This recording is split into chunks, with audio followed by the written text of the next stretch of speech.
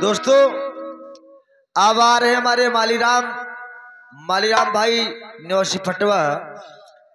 इनका होगा कुछ पलों के लिए जवाबी एक बिरहा, उसके बाद हमारा संगीत कलाकारों से निवेदन है कि अपने अपने कार पर तैयार हो जाए।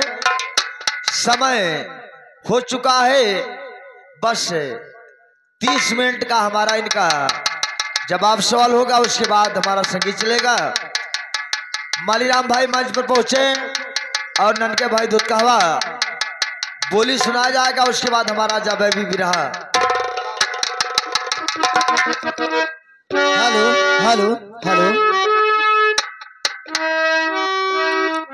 हेलो हेलो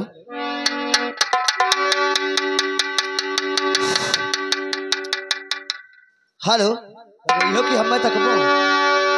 अरे लायो बारी दूर, अरे लायो बारी दूर, अरे विदेशिया गौना लायो बारी दूर।